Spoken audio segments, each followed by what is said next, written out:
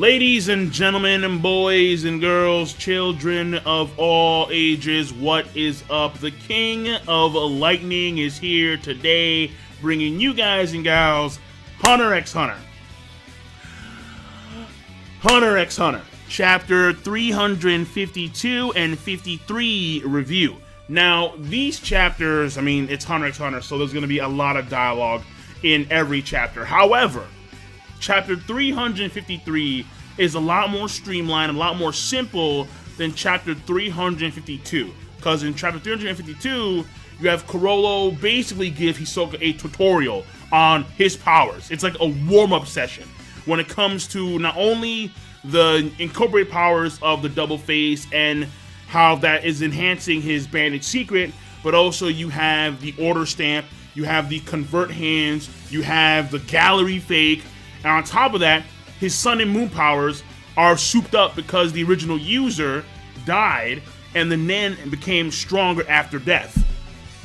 And so it's all this stuff, and it's like, dude. And on top of that, it is CHROLLO thinking about humans and how humans are fascinating, and then it's them defining what a human puppet is, and not only via his thoughts about it, but also the original owner of the Order Stamp's thoughts about it as well. And it's that kind of stuff where it's like, bro, like it's very interesting, but at the same time, a lot of the dialogue in chapter 352, it seems to be, it's not necessarily fluff, but more so it just seems not really important because they already talked about it a bit, and then it goes on and on and on. It's kind of like the puppet thing and the human, you know, fuck it, it's fluff.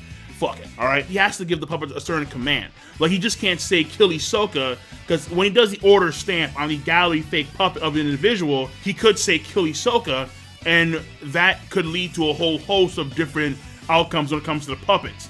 And so it depends on the original will of the individual that is made into a puppet. However, if you say break Hisoka, then that's actually a more streamlined way of saying attack Hisoka, and so the puppet will commence to break the individual that is commanded to be broken. So it's very strange. It really is. And so that goes on for a while. Among the two chapters, it has way more dialogue, and it's, again, more so a tutorial for Hisoka. And chapter 353 is like, we're getting to like the nitty-gritty full-on. Where chapter 352 ends that way, it's the entirety of chapter 353. So, let me start here. Characterization in both chapters. Not really much for any of the characters. However, we do get insight on CHROLLO. Hisoka's the same, so we're not going to find anything new about Hisoka, probably. But CHROLLO in chapter 352, he does talk about a few things, and he does allude to a few things that give us a little more insight on his character. How he keeps on repeating how humans are fascinating.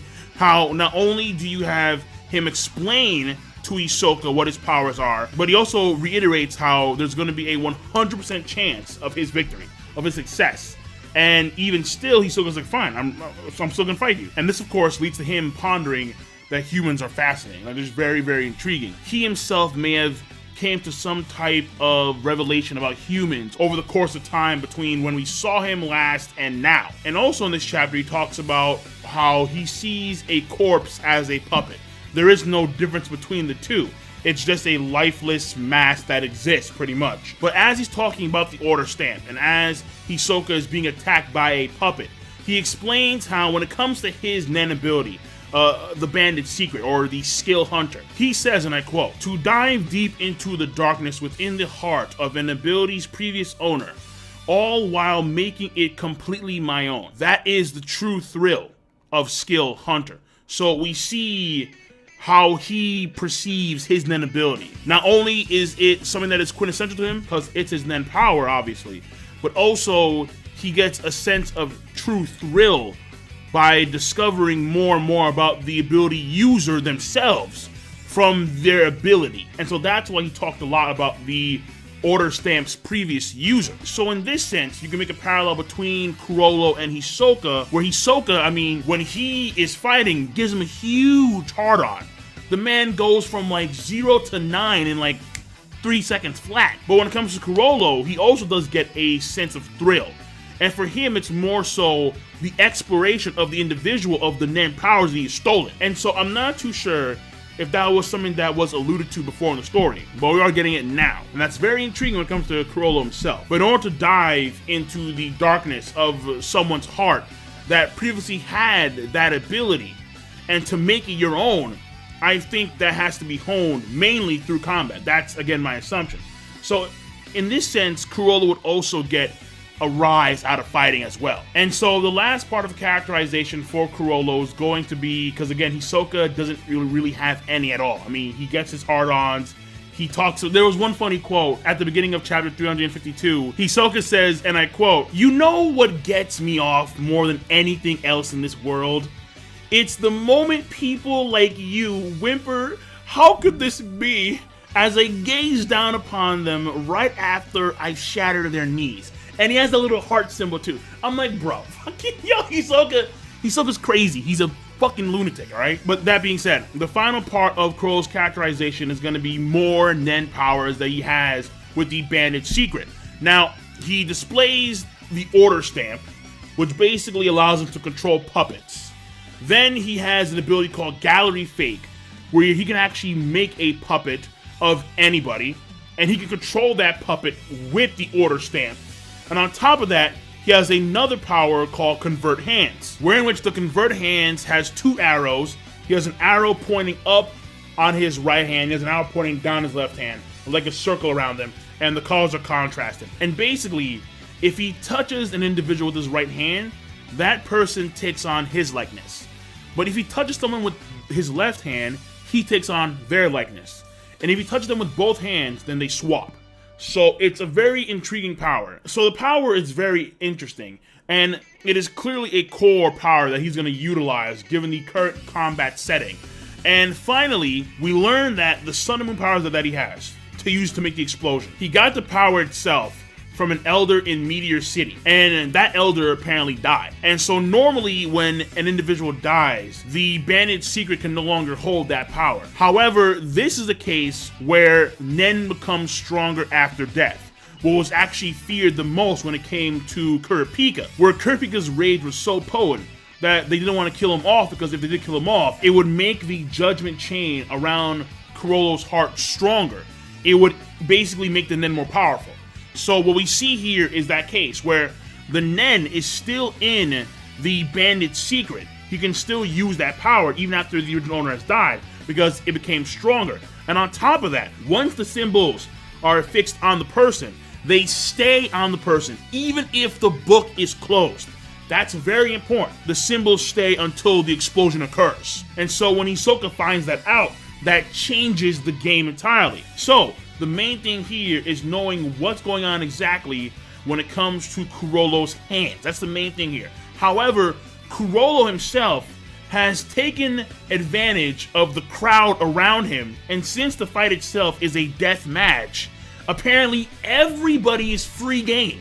So when it comes to the overall story progression, the fight after the tutorial phase of chapter 352, it moves on to the audience, full on. And now he's going to use the audience members to attack Hisoka in waves. And he himself, using Convert Hands, is hiding within the audience. And it's like, dude, like CHROLLO'S not fair. I mean, this is the first time I've seen anybody have so many powers to utilize. And now, granted, we did see Jin use a power similar to Leorio's, but that was just him controlling Nen freely, because Jin's a monster like that. This dude legitimately has other people's powers, and he's fucking using them, and he's using the crowd against Hisoka marvelously. And Hisoka fucking loves it.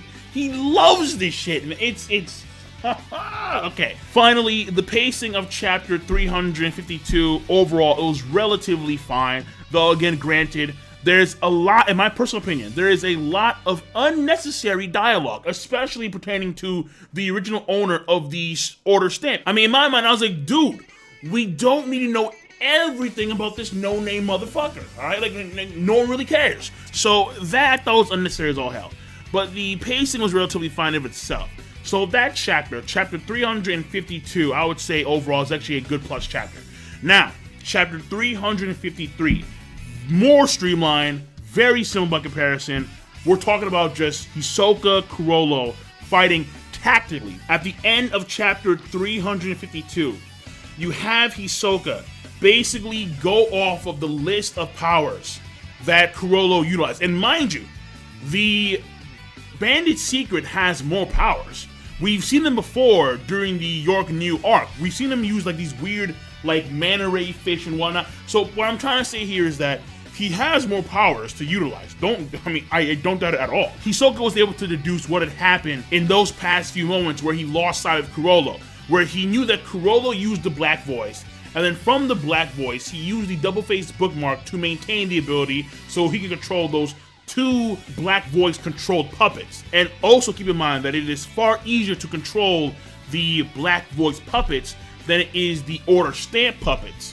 But you can control more Order Stamp puppets than you can Black Voice puppets. So he maintains the ability. So after he maintains Black Voice with the bookmark double face, he then opens the book to the page of Convert Hands, wherein which he transforms into someone else.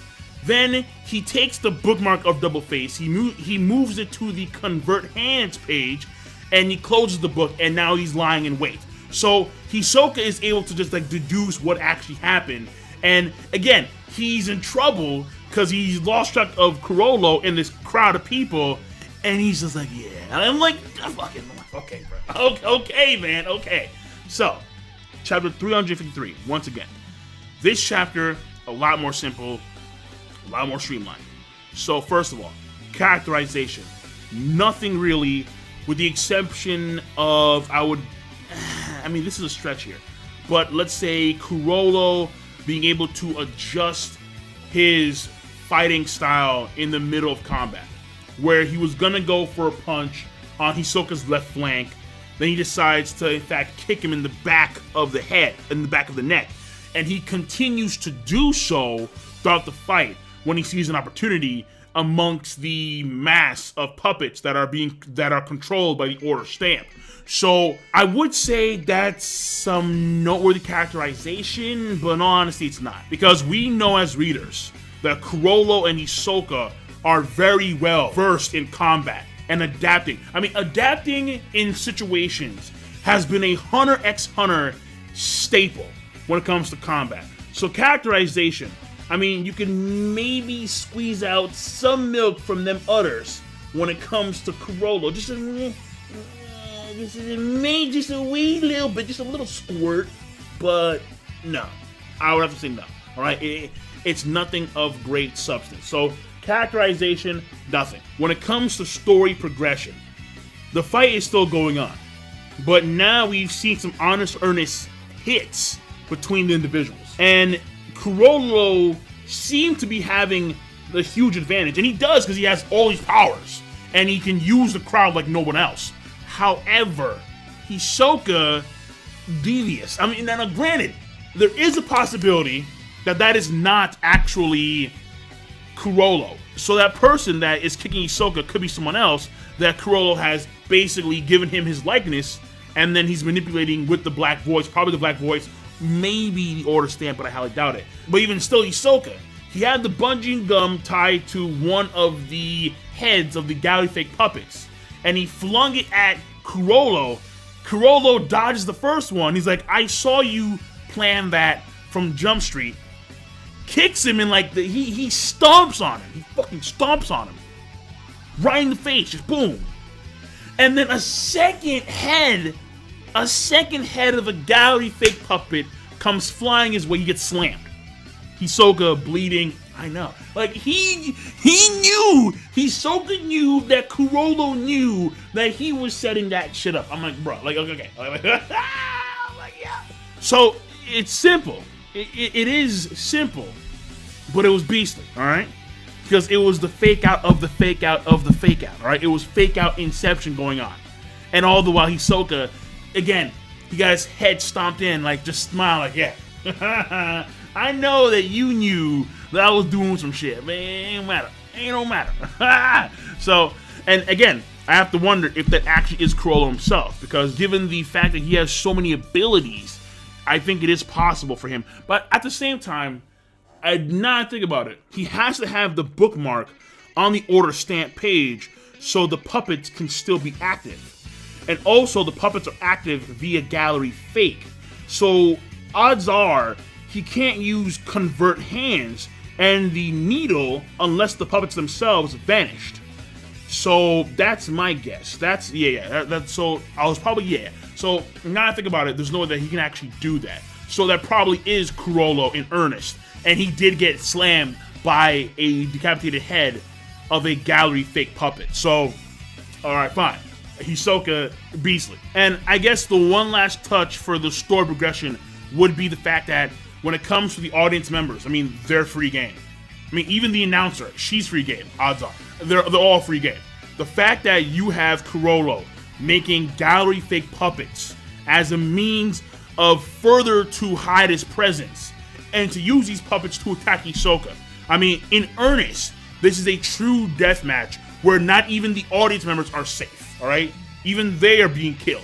So it's pretty intense in the Heavens Arena. I definitely want to watch this shit from a booth, like one of the, you know, like one of those booths in like the upper section of like the stadium, like there's like a glass in front of them and shit. Yeah, like that's where I want to be, because I don't want to be anywhere near the fuckers down there, because you never know when boom, needle in the back of your neck, CHROLLO's gonna control you, and then you're gonna die. I mean, no, not. Just whew. So in earnest, the audience members are in grave danger, and some of them have died already.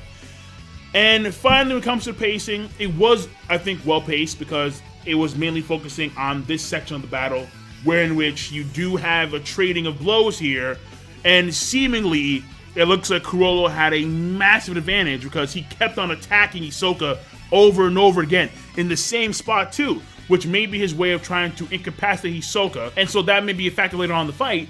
However, Hisoka, he has the one bungee gum, and the bungee gum is still doing its thing. It's still working. Hisoka, clever, very clever. So, that's it. I'm done. So this chapter, I thought was actually a good chapter as well, and I'm done. So, King Lightning, rate the video, comment, and subscribe as always, and I will see you guys and gals later. Peace. Have a nice goddamn day.